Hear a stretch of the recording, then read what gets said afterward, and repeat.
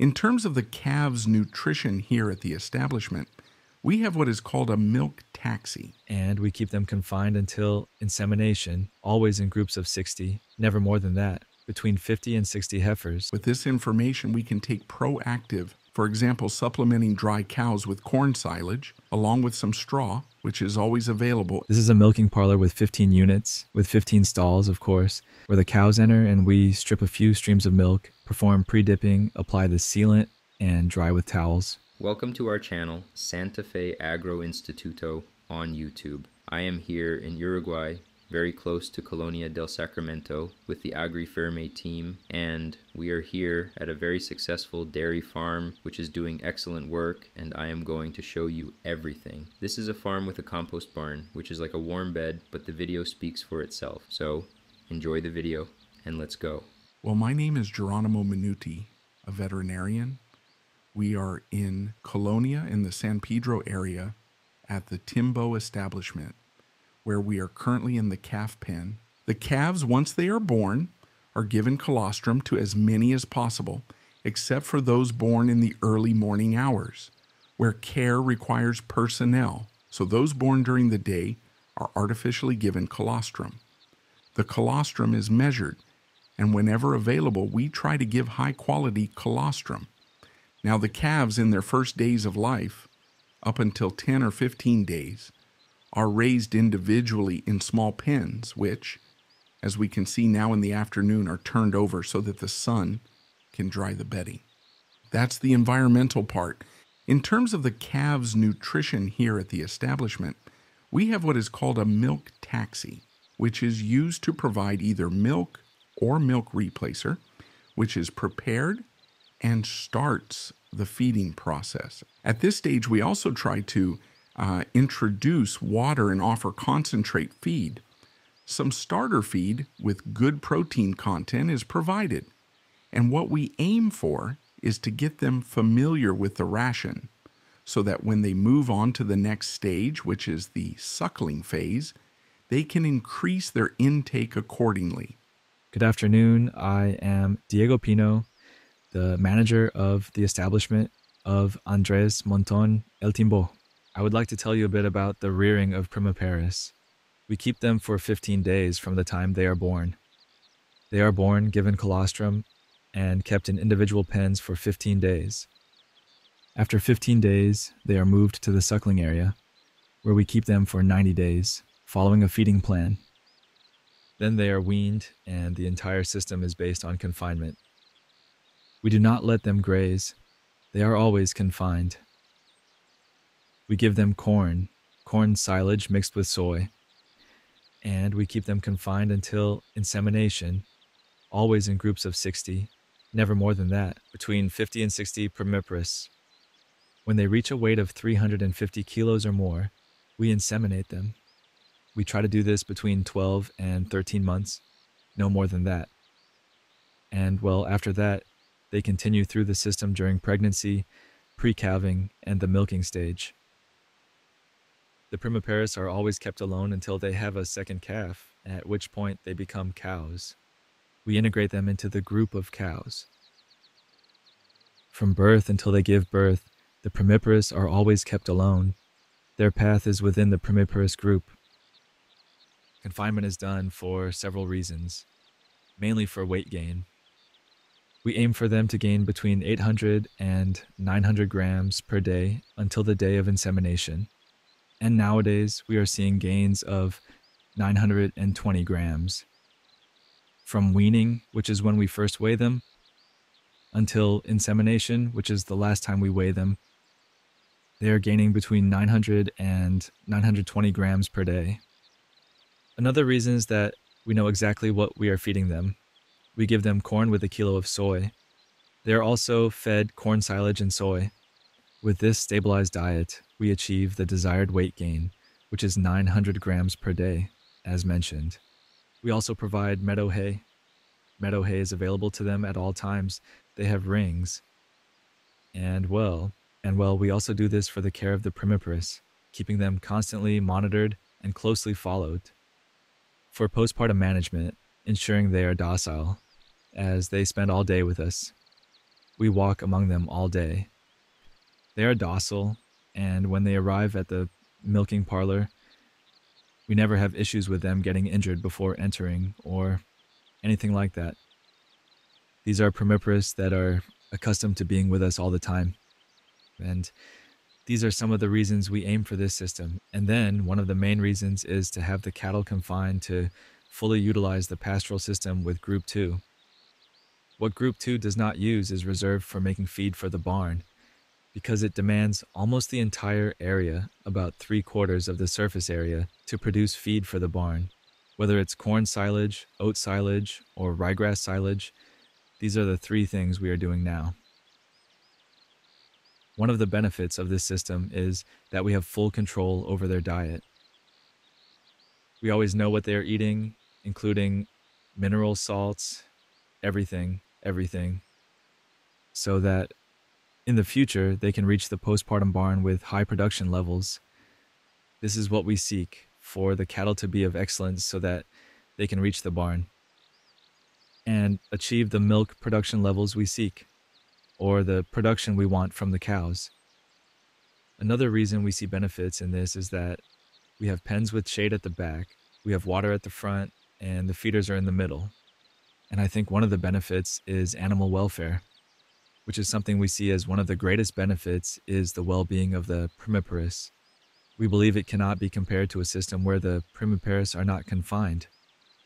The pens are for 60 animals. We do not exceed 60 animals per pen. The idea of having 60 to 70 animals per pen across all categories, whether they are heifers or calves, across all categories, is because we found that it worked well for us in terms of feeders and feeding. In terms of management itself, even when it comes to confinement for vaccination or anything else, we found that the system worked well with pens of 60, no more than 70, and no less than 60. We stick to that range in all categories, from weaning to insemination. The groups are always of 60. Regarding calving monitoring nowadays, cows and Primiparous are kept separate. During our rounds, we measure urine pH to ensure that the anionic salts are producing the desired effects. This helps us prevent hypocalcemia. During these rounds, we often also assess body condition. It's a parameter that we pay close attention to. With this information, we can take proactive measures. For example, supplementing dry cows with corn silage, along with some straw, which is always available. And we also closely monitor manure. We ensure that all the manure is consistent. This is particularly important as corn silage in Uruguay, especially here in Colonia, tends to have high starch concentrations.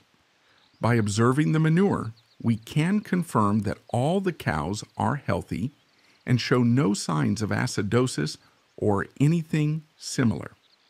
Regarding the prepartum diet, we are currently using corn silage. We also provide a commercial ration that contains protein and energy sources. In addition, it includes anionic salts. The TMR, total mixed ration, also contains barley straw. This combination helps stimulate feed intake. We focus on offering a palatable diet as well as providing enough feeder space. This ensures that all animals can access the feed comfortably. This way, they are not constantly competing, and dominant cows do not prevent others from eating, regardless of their social ranking. Moving on from prepartum care. Now let's talk about the warm bed with the leading group that is confined. At the start of the year, cows would enter the prepartum phase with about 20-some days remaining until calving. Due to heat stress and other factors, there were a few premature calvings. This meant that some cows spent around 15 days in the prepartum phase. So the decision was made to extend this period to 30 days. Today, cows enter with 30 days left before calving. This ensures they have time to adapt and that the anionic salts can take effect. This helps us avoid hypocalcemia and prevent cows from becoming downer cows. Well, the barn is designed for 240 cows. Originally, we allocated 18 square meters per cow. Seeing the good condition of the bedding, and as time passed, observing the bedding's good condition, we reduced it to between 10 and 15 square meters, depending on the season.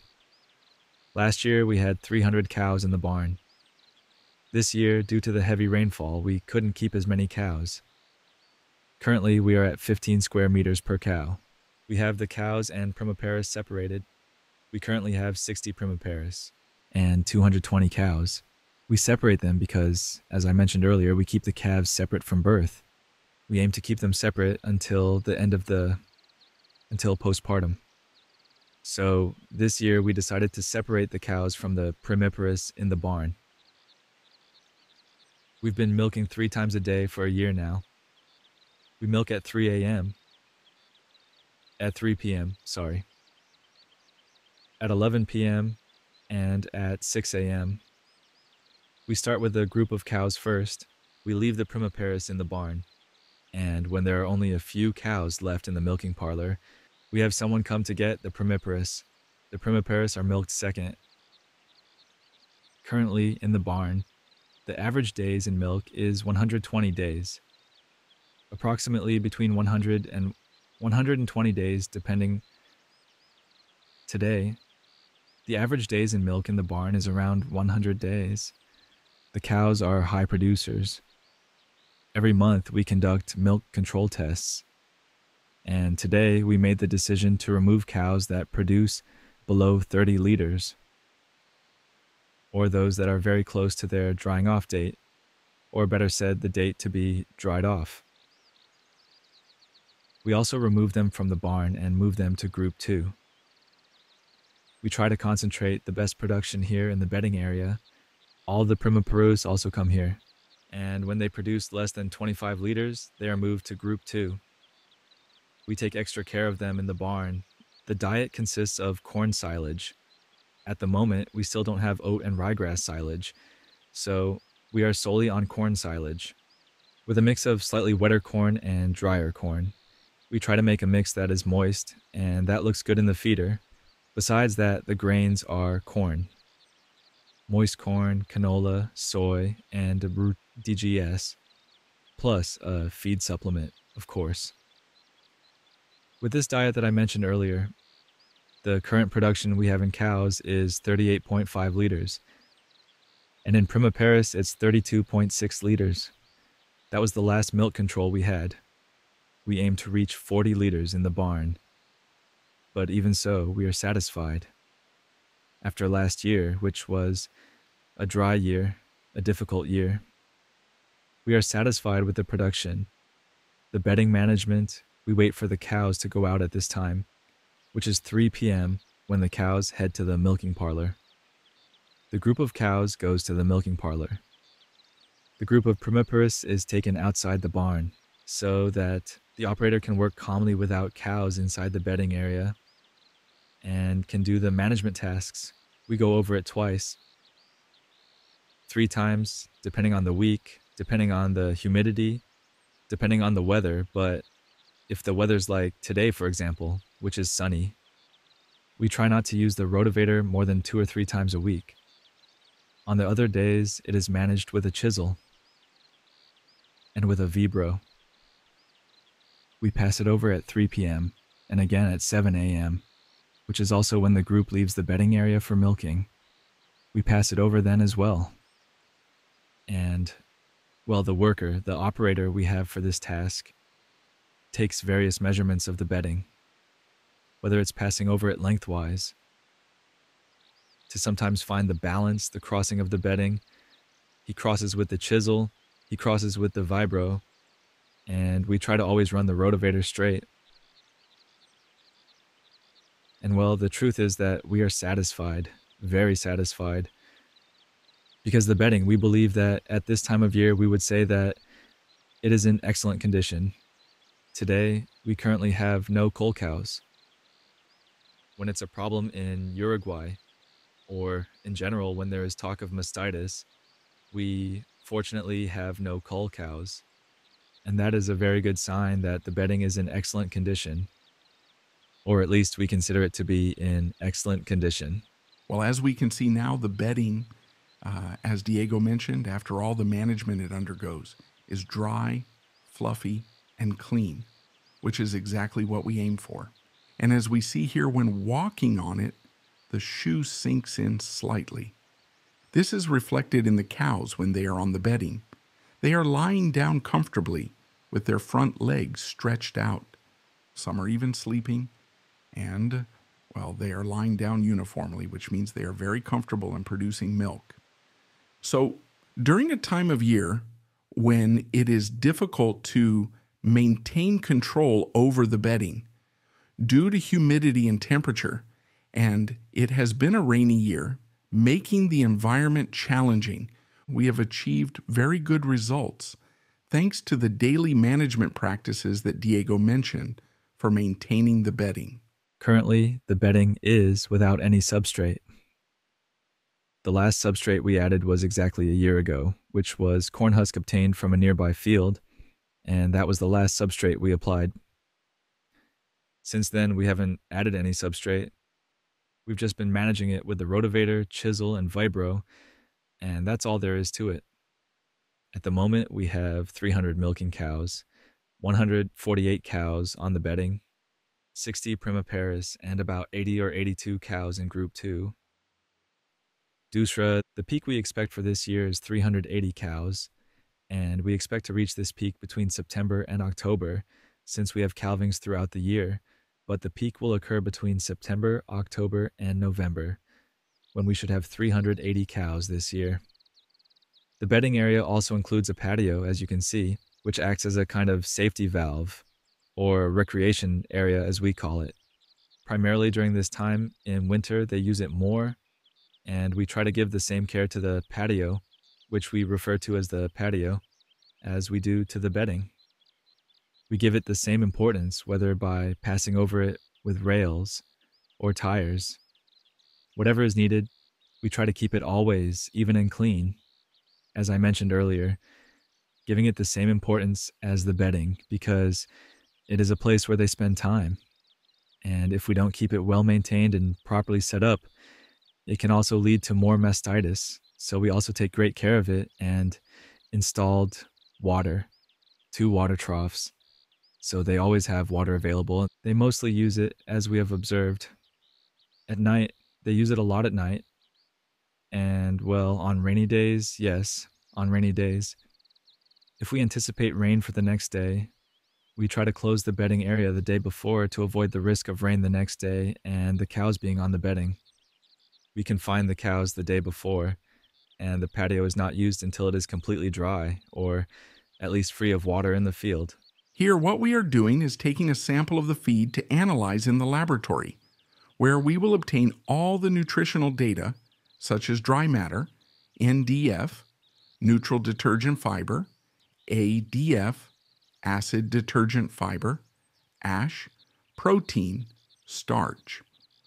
We also conduct a grain processing analysis at the AgriFirm laboratory to determine how processed the grain is, as this provides information about its digestibility as well. When taking the sample, it's important to also check that the silo does not have any unusual temperature and that it has a pleasant smell, indicating there is no presence of mold or mycotoxins. What do you think, Master? After obtaining the sample, it's crucial to store it in a bag, trying to keep as much oxygen out as possible, simulating the conditions of the original bag. This is then sent refrigerated to the laboratory so it can be processed at the plant. It's also important to take samples from different locations to gather a sufficient number of samples. We then pool these samples to obtain a more objective analysis of the entire content of the bag. When we reach in, we also assess the level of compaction, and this one is quite compact and firm, which indicates that the silo was well made. This is a milking parlor with 15 units, with 15 stalls, of course, where the cows enter and we strip a few streams of milk, perform pre-dipping, apply the sealant, and dry with towels. Then the machine is turned on, and after milking is complete, we apply the sealant again. It's a milking system where we are milking about 110 to 120 cows, depending on the staff, but on average, we milk 110 to 120 cows per hour. The entire milking process for all 300 cows takes around 3 hours and 15 minutes, including cleaning and everything. Each person works approximately 4 hours per shift, let's say.